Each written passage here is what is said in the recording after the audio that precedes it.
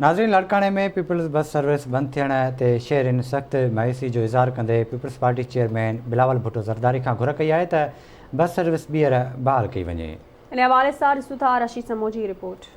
सिंध हुकूमत जे ट्रांसपोर्ट वारी वज़ारत पारां अवाम खे सस्ती सफ़री सहूलियत ॾियण वारियूं दावाऊं रुगो दावाऊं रहिजी वयूं। 2019 में सूबाई वज़ीर ट्रांसपोर्ट सैयद अवैस कादिर शाह ऐं बिलावल भुट्टो ज़रदारी जे पॉलिटिकल सेक्रेटरी जमील अमन सूमरो लाड़काणे में इंट्रा पीपल्स बस सर्विस जो इफ्तिताह कयो हो, जेका लाड़काणो कंबर शहदाद कोट ज़िले जे मुख़्तलिफ़ इलाइक़नि में शुरू त थी, पर 2 महीननि जे अंदर ई हीउ मनसूबो बुरी तरह नाकाम थी वियो। सिंध हुकूमत जेकॾहिं हीउ मनसूबो पंहिंजे निगरानीअ हेठि हलाए हा त शायदि हीउ मनसूबो आम माण्हुनि लाइ लाभाइतो थी सघे हा, पर हीउ मनसूबो हिकु निजी ट्रांसपोर्ट कंपनीअ हवाले कयो वियो हो, जिन हिन मनसूबे खे बद इंतज़ामी करप्शन जे वर चाढ़े छॾियो, जंहिं जे नतीजे में 18 बसियुनि मां सिर्फ़ु न्यू बस स्टैंड ते 2 बसियूं नाकारा हालत में बीठल आहिनि, बाक़ी 16 बसियूं वापसि कराचीअ रवानियूं कयूं वयूं आहिनि। 18 बसुनि जो इफ्तिताह कयो वियो हो। स्टार्टिंग में जेके हिते 2 बीठियूं आहिनि, जेके 16 बसूं वापसि कया विया, उन जी वजूहात जी का ख़बर न थी छाजे करे उहे कया विया ऐं छाजे करे उहे बंदि कयूं गाॾियूं, का वजूहात जी का बि ख़बर न आहे पई। अञा ताईं आवाम खे को बि सहूलियत न मिली सघी।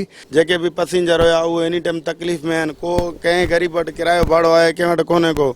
जिते 100 रुपये लॻंदो उते असांखो चलो 70 या 50 रुपये वठंदा, उहे असांजो जेके उन सुख चैन उहे बि असांखो खसे विया आहिनि। एनी टाइम असां ॾाढी तकलीफ़ में आहियूं। 2 साल खनि थिया आहिनि इहे बसियूं हिननि अवैस कादिर शाह बसियूं ॾिनियूं, जंहिंखां पोइ असां वटि माना तक़रीबन महीनो खनि हलियूं तक़रीबन, उन खां पोइ इहे बसियूं गाइब थी वियूं। आवाम तमामु घणो परेशान आहे ऐं असां इहो मुतालबो था कयूं त इन ते इंक्वायरी कई वञे। लाड़काणे में जिते ट्रांसपोर्ट जो जेको तमामु वॾो आधार आहे, आवाम जेको आहे ऑलरेडी गुरबत में ऐं मुफ़लिसी में पिड़ियल आहे। असां माण्हुनि लाइ जेकी लोकल ट्रांसपोर्ट सफ़र कयूं था कंबर शहदाद कोट मीरो खान या ये जेको आहे वारे ताईं, त हिकिड़ो सख़्तु असां परेशानी जो शिकार आहियूं।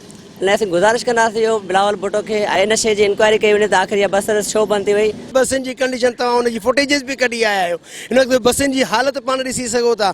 इन जो सॼो सामान जेके मौजूदा जेके ट्रांसपोर्ट खे संभालींदड़ हुया उहे खाई हलाए विया, या उन्हनि पंहिंजी बसियुनि में उन्हनि पंहिंजी गाॾियुनि में इस्तेमालु कया। उन जूं बैटरियूं कढी विया, उन जा पिस्टन कढी विया, उन जा हैंडल कढी विया, उन जा सीटूं कढी विया, बाक़ी ढांचो तव्हांजे साम्हूं पियो आहे। जेका 2019 में लाड़काणे ऐं पसगरदाई जे लोकल रूट्स जे हवाले सां जेका पीपल्स बस शुरू थी, हाणे उहा कहिड़े तरीक़े सां शुरू थी, केतिरो वक़्तु उहा हली ऐं उन खां पोइ एतिरियूं सारियूं बसियूं उहे कीअं बंदि थी वियूं, किथे आहिनि हींअर को पुछण वारो ई कोन्हे।